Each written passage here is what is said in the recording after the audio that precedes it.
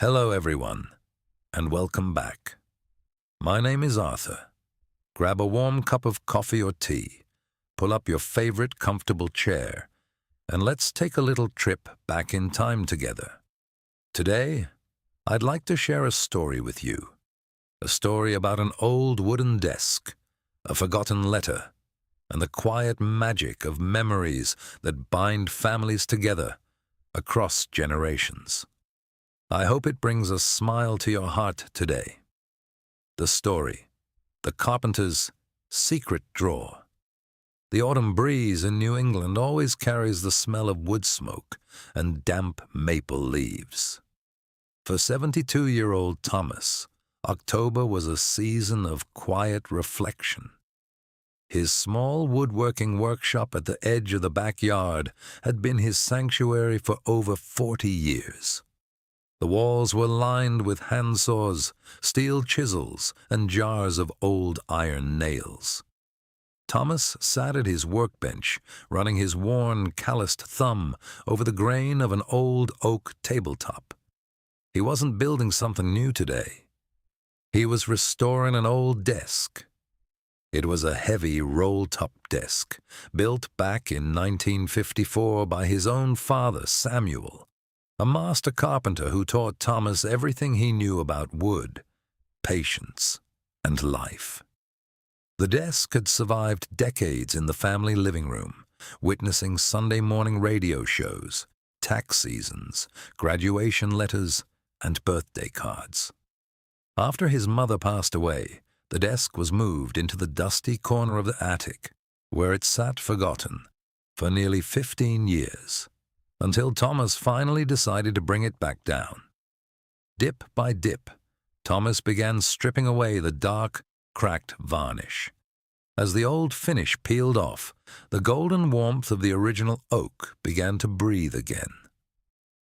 "Always respect the grain, Tommy," Thomas murmured, echoing the exact words his father used to say when Thomas was just a 10-year-old boy sitting on a wooden crate in this very room.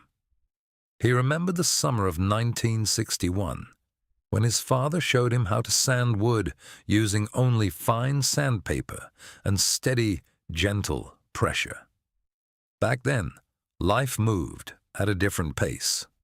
Saturdays meant listening to baseball on the transistor radio while sipping cold lemonade from glass bottles. As Thomas carefully removed the bottom left drawer of the desk to repair a sticky runner, he heard a soft clink deep inside the dark cavity.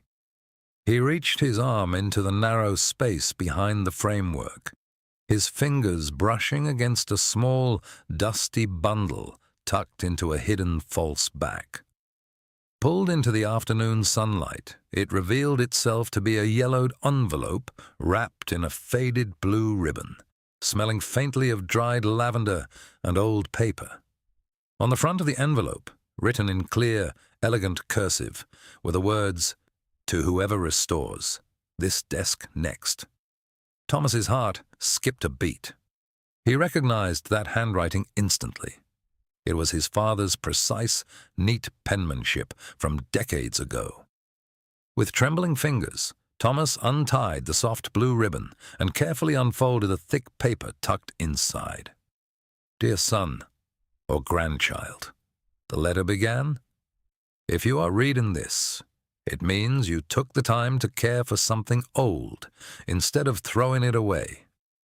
I built this desk during the spring of 1954. The year your mother and I bought our first house on Elm Street. Times were tough back then, and every board of oak cost more than I could easily afford.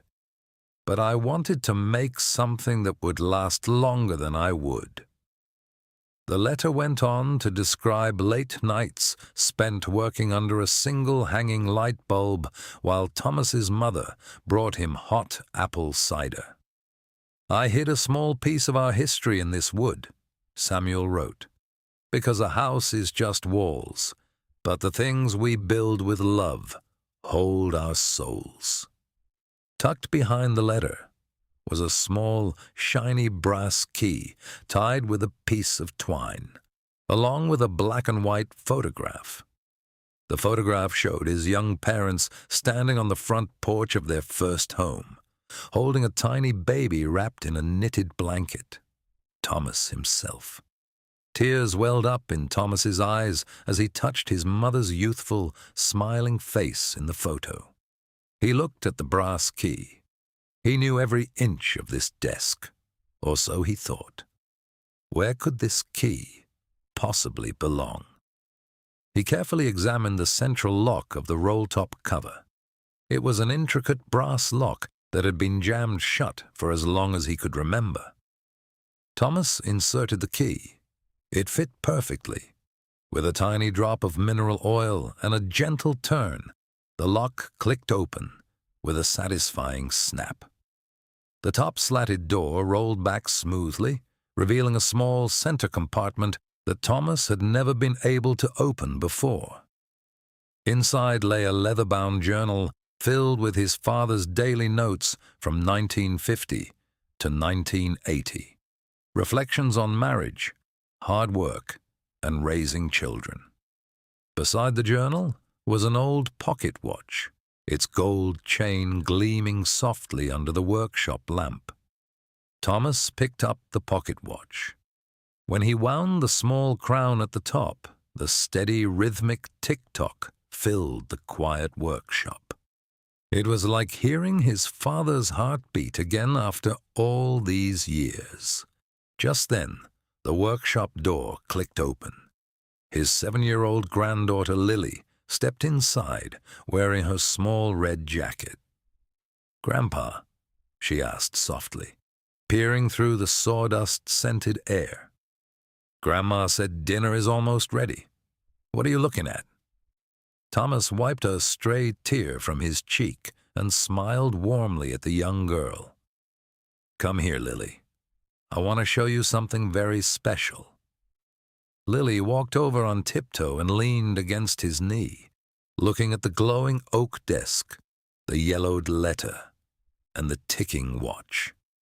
Thomas lifted her up so she could sit on the workbench next to him, just like his father had done with him 60 years ago.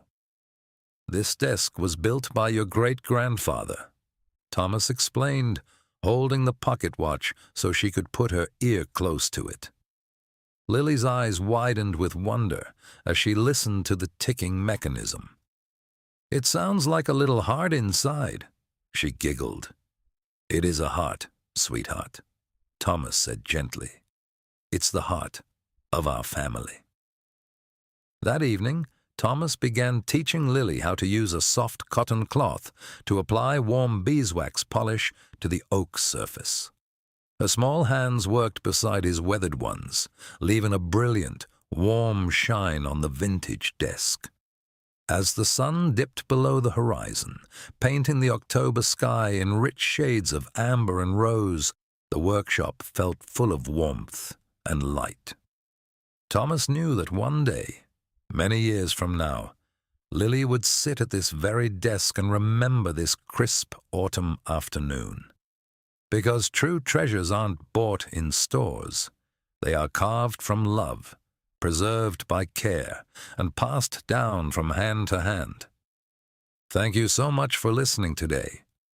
Stories like Thomas's remind us that every family has its own hidden treasures, whether it's an old piece of furniture, a handwritten recipe, or a quiet memory passed down through the years. Before you go, I'd love to hear from you down in the comments below. What is one piece of family history or an old heirloom that holds a special place in your heart? Let's turn the comment section into a place of warm memories today. If you enjoyed our time together, please give this video a like and subscribe to the channel. It really helps us keep these warm, nostalgic stories alive. Until next time, take good care of yourselves, stay warm, and I'll talk to you soon.